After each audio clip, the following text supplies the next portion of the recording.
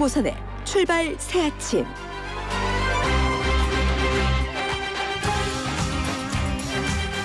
안녕하십니까. YTN 라디오 황보선의 출발 새 아침 황보선입니다.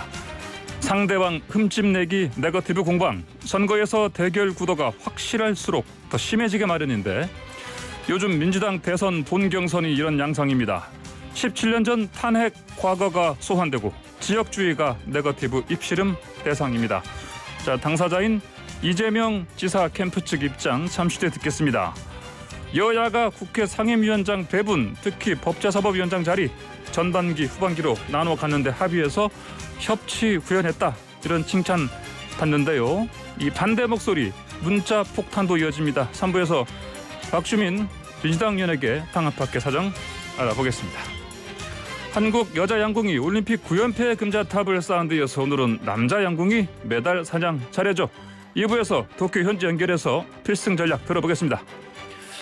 어제 일요일 하루 코로나 신규 확진자 수 또 최고 기록 나올 듯 싶습니다. 방역 수칙 잘 지키고 백신 접종 속도 내는 수밖에 없겠습니다. 폭염도 기승부리네요. 청취자 여러분, 건강 유의하시기 바랍니다. 2021년 7월 26일 월요일 YTN 라디오 황보선의 출발 새 아침 시작합니다.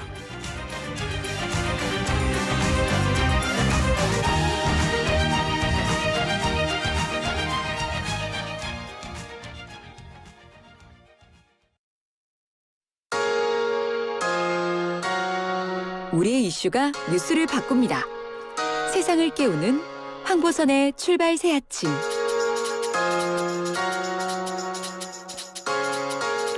네, 더불어민주당의 대선 본경선이 네거티브전 양상입니다. 이재명 경기지사의 백제 발언을 놓고 지역주의 공방이 일고 있는데요.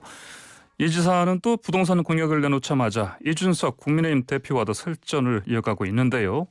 이재명 캠프 박성준 대변인에게 현 상황 들어보겠습니다. 전화로 연결돼 있습니다. 자, 대변인 안녕하십니까? 네, 안녕하세요. 반갑습니다. 네, 반갑습니다. 자, 이재명 지사의 백제 발언 언론 인터뷰에서 나온 얘기죠, 이게요? 네, 맞습니다. 예. 이게 뭐 간단히 그러니까 내용이 5,000년 역사에서 백제 쪽이 주체가 돼서 한반도 전체를 통합한 때가 한 번도 없었다. 이 전 대표가 나가서 얘기한다면 역사다, 이런 말을 했었죠. 네, 맞습니다. 네, 좀 간단히 설명하면요. 예. 이재명 후보가 지난 20일 중앙일보 인터뷰를 했거든요. 예. 근데 이 인터뷰에서 지난해입니다. 그러니까 작년이죠. 7월 30일 당시 당대표 선거에 출마한 이낙연 후보를 만났을 때 했던 말을 소개한 건데요. 예. 이때 이제 잘 준비하셔서 차기 대선에서 이기시면 좋겠다라는 말씀을 전했는데, 당시 이제 지난해 7월 30일경은 이낙연 후보가 대권 후보로서 전국적으로 이제 고른 지지율 받아서 1위를 달리던 시기였습니다. 네. 그래서 지금 얘기하신 것처럼 5,000년 역사에서 백제 쪽이 주체가 돼 한반도 전체를 통합한 때가 한 번도 없었는데, 예. 이낙연 후보가 대선에서 이긴다면 역사다, 이런 진심을 좀 전했는데, 다시 한번 말씀드리지만 이재명 후보는 이제 이낙연 후보가 전국적 지지를 얻어서 예. 대통령이 된다면 우리 민주주의 역사라는 의미를 지난해 이제 담았던 얘기를 다시 이제 언론 인터뷰에 소개했는데, 이 문제가 전혀 맥락상에 볼 때는 문제가 없는 건데, 이낙연 이제 캠프 쪽에서 지역주의라고 하는 부분을 가지고 지금 문제 제기를 해서 이렇게 논란이 되고 있는 겁니다. 맥락상으로는 뭐 하나의 덕담이었다, 뭐 이렇게 그렇죠. 봐도 되겠네요. 예. 근데 이제 어쨌든 지금 상황은 이낙연 전 대표가 이게 이제 최근에 또 논란이 일었던 영남 역차별 발언을 잇는 중대한 실언이다, 이렇게 비판했습니다. 이게 어떻습니까? 언뜻 듣기에는 또 지역주의 조장 발언으로 들릴 수 있지 않을까, 이런 얘기도 있는데 어떻습니까? 네네. 근데 이제 이런 얘기가 있죠. 텍스트를 보지 말고 컨텍스트를 봐라, 이런 얘기가 있지 않습니까? 예. 그런데 이재명 지사의 말씀 중에 백제 얘기가 나오니까 백제라는 단어를 하나를 가지고, 이 말을 가지고 이제 호남 이제 뭐 역차별이라든가 이런 지역주의 관련된 부분을 가지고 이제 문제 제기를 하는 건데, 예.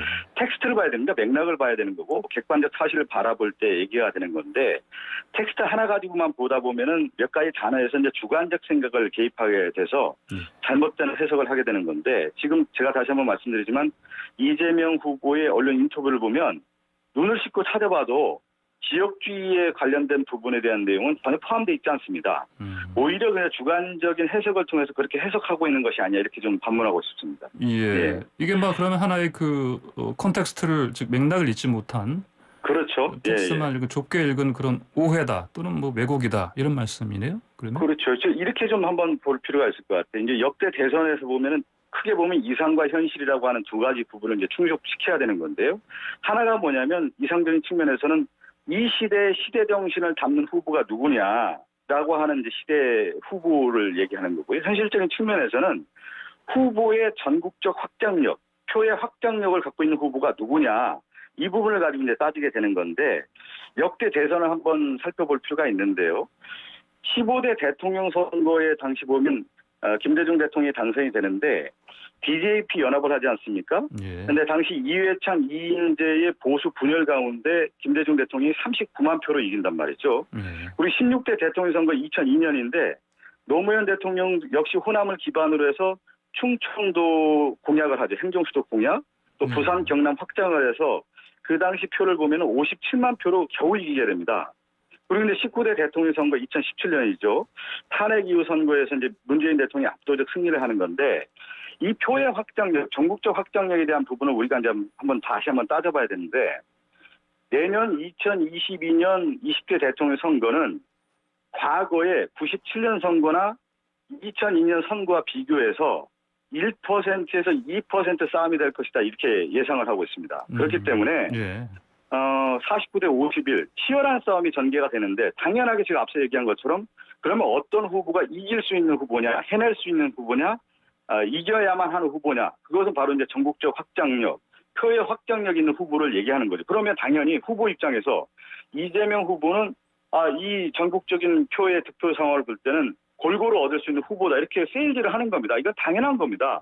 이걸 가지고 이낙연 캠프에 좀 달리 해석한 거 아니냐. 그래서 이제 지역주의라고 하는 부분을 가지고 정치 공세를 하고 있는 모습이다 이렇게 해석하고 있는 겁니다. 예. 근데 이제 정세균 이제 전 총리도 지금 후보죠. 또 뭐 이 지사께서 이거는 민주당 그 정체성에 또를 훼손하는 그런 발언이다. 민주당 후보 물러나야 된다. 이리고 또 사과까지 해야 된다. 이런 얘기를 했습니다. 그것은 이제 제가 얘기한 정치 공세라는 부분을 얘기하고요. 예. 우리가 이제 지역주의라고 하는 것은 이제 87년 체제 이후에 87년 헌법이 갖고 있는 역사적인 뭐 성과도 분명히 있지만 가장 큰 문제는 뭐냐면 노무현 대통령도 이 지역주의와 싸웠던 이유 중에 하나 뭐냐면 정적 폐해로 이어졌단 말이죠. 그래서 선거구제라든가 대통령제라든가 이 권력구조 개편이라든가 끊임없이 얘기했던 겁니다. 그런데 우리가 이제 지역주의 양면성은 분명히 있어요. 하나가 뭐냐면 지역주의는 인간이 갖는 원초적 감정을 그대로 드러내는 거죠. 그래서 자신의 근원을 이제 생각하게 되는 건데 부모님이라든가 뭐 고향, 친구들 이런 정체성을 주는 것은 분명히 있습니다. 개인적 차원에서 지역주의, 애양심이라고 할 수가 있는 건데 우리가 이제 지역주의라고 하는 부분에서 가장 문제가 되는 건 공적 차원이에요. 이해관계가 이제 얽혀 있다 보니까 지역주의를 통해서 누가 이익을 얻느냐 이 부분을 살펴봐야 되는 건데 자 그러면 이재명 후보가 지역주의를 조장해서 얻을 수 있는 게 뭐가 있습니까? 아무것도 없는 거죠. 오히려 전국적인 표를 확장력을 위해서는 지역주의를 얘기해서는 안 되는 거죠. 지금 얘기한 것처럼. 그러니까 이런 부분에 대한 공격이 자체가 단순하게 정책 공세이고 오히려 민주주의의 가치, 민주당이 가야 할 가치에 대한 훼손이다. 이런 공세가 민주주의 퇴행이라고 하는 것을 말씀드리고 싶습니다. 예, 알겠습니다. 또 다른 사안이 있습니다. 그 이제 17년 전에 이제 2004년 노무현 전 대통령 탄핵 찬반 투표 이거 가지고 사실은 또 이제 두 후보께서 이제 각을 세웠는데 어떻습니까? 이 사안은 좀 어떻게 정리해야 됩니까?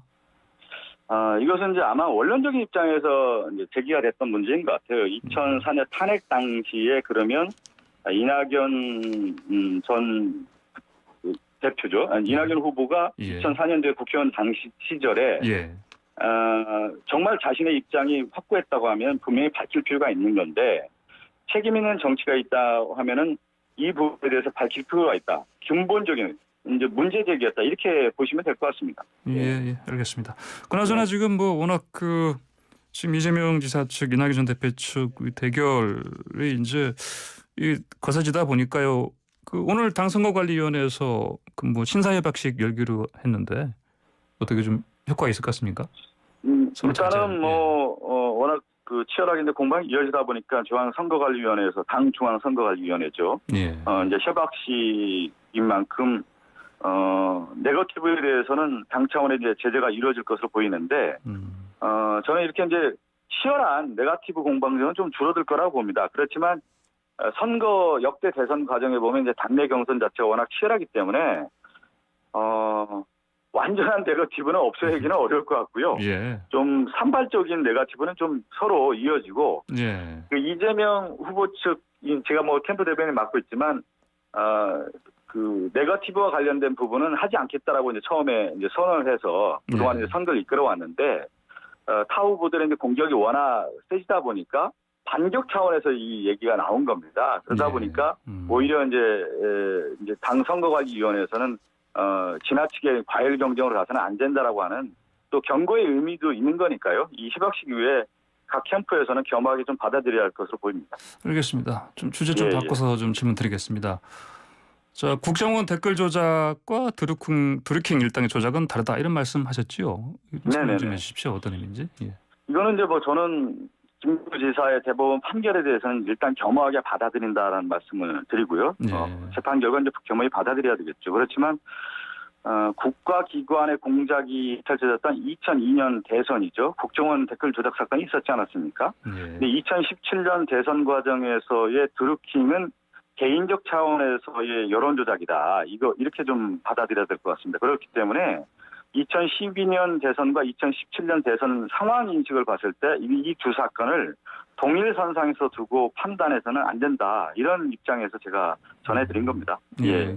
그나저나 이거 그리고 또 한편으로 얘기해 보면 예. 네네. 2017년 당시에 보면 탄핵 사건 이후에 대선이 치러졌기 때문에 예.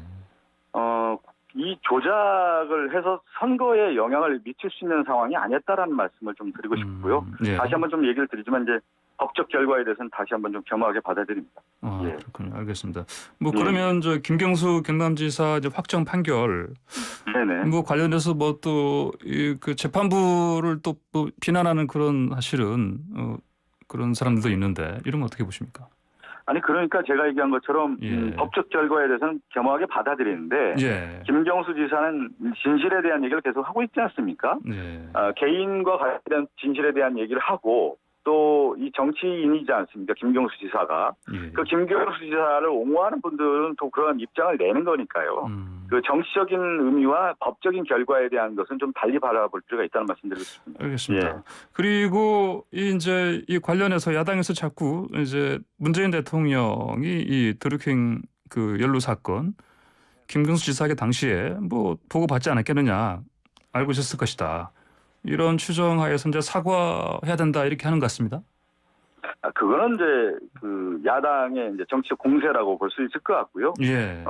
그것은 민주주의 어떤 정당성, 절차적인 정당성에 대한 부분을 우리가 가장 중요하게 여기지 않습니까? 지금 87년 체제 이후에 선거의 투명성과 공정성에 대해서 누가 반론을 제기하겠습니까? 그러한 공세는 맞지 않다고 봅니다. 예, 알겠습니다. 자, 이재명 지사께서 이준석 국민의힘 대표와도 부동산 가지고 또 설전 벌이시는데 뭐 저거 있지 않습니까? 그 불로소득 환수 때문에 그런 거 아니겠습니까? 근데 이제 이거 가지고 뭐 이 대표는 뭐 기본소득도 불로소득이냐 이렇게 애들 비판했는데 이 대표의 뭐 그 이해도가 좀 떨어지는 겁니까? 이렇게 봐야 되죠. 이제 보통 이제 불로소득이라고 하는 경우에는 가장 큰 문제가 되는 것 중에 하나가 뭐냐면 지금 이준석 대표가 제기하고 있는 뭐 단순히 일하지 않고서 일하는 자본소득만을 의미하는 것이 아니고 예. 사회 경제 전반에 악영향을 미치는 투기에 대한 것이 불로소득이라고 하는 개념을 우리가 짚고 들어가야 되는 것이죠. 그래서 부동산 불로소득 같은 경우는 이렇게 좀 살펴볼 필요가 있을 것 같아요. 그 부동산 거래를 마치고 남은 이익이 있을 때 그 소득이 되는 거 아니겠습니까? 예. 그 부동산을 보유한 사람에게 장래에 팔았을 때 소득이 발생하는 것이지 팔지 않고 부동산을 보유했을 경우에는 불로소득이 되지 않는 개념이죠. 이 부분을 좀 이준석 대표가 좀 놓치는 것 같고 또 하나는 기본소득과 관련된 개념도 복지를 향해서 공정성장을 도모하는 촉매 역할이라고 하는 것이 이재명 후보의 생각인데 예. 이 복지의 혜택이라고 하는 것이 누군가의 은혜로 수혜를 입는다 표현은 맞지 않습니다. 이것은 뭐냐면 복지라고 하는 것은 복지국가의 개념이라고 하는 것은 국가의 복지를 모든 사람들이 선진사회에 필요한 떳떳하게 받을 수 있는 권리다. 이렇게 해석이 돼야 되는 건데 이 복지라는 개념을 단순하게 이준석 대표는 수혜라는 개념으로 해석하고 있는 것이 아니냐. 잘못된 해석을 하고 있다. 이렇게 판단하고 있습니다. 알겠습니다. 예. 자, 박성준 의원님 또 민주당 의원이시니까요. 또 의원님으로서 제가 좀 질문드리겠습니다. 이거는 저 국민의힘 대선 이후에 후반기에 법사위원장을 국민의힘 쪽에서 맡기로 했는데 잘 된 겁니까? 이거는 이제 이렇게 봐야 돼요. 이제 원내 협상 과정에 제가 일기 이제 원내대표단의 이제 대변인으로 활동을 했었는데요. 예. 그 당시에도 이제 법사위원장 관련된 부분이 매우 쟁점이 됐었는데 지금 시점에서 또 한번 바라볼 필요가 있을 것 같습니다. 이제 박병석 국회의장이 중재안을 내놨는데 이제 원내 교섭단체의 비율에 따라서 18개 상임위원장을 11대 7로 배분하기로 한 부분에 대해서는 이제 합의를 한 거고 예. 이제 핵심 쟁점이 뭐였냐면 법사위에 대한 부분인데 그 당시 지난해도 법사위 체계작구 심사권 관련된 부분을 가지고 매우 큰 논란이 있었습니다. 예. 그런데 이번에 보니까 추경 관련된 국정 현안도 있었고요. 여야 협상 관련해서 모든 것이 상당히 이제 진전되지 못한 부분이 있기 때문에 국회 차원에서는 대화 타협을 통해서 문제를 해결해야 되지 않겠습니까? 그러다 보니까 법사위원장에 대한 부분을 그래도 이제 여야 협상 과정에서 후반기는 야당이 가져가는데 가져가는 대신에 뭐를 하냐면 법사위 본연의 기능이라고 할 수 있는 체계작구 심사권에만 하자. 지금 이제 법사위 제가 활동을 해보니까 모든 법안에 대해서 현안 질의를 하면서 법안의 근본적 취지에 대한 문제를 삼고 있다 보니까 예. 원래 법사위의 기본 취지에 맞지 않는 활동을 하고 있다는 것이죠. 그 네. 문제 제기가 계속 있어 왔는데 네.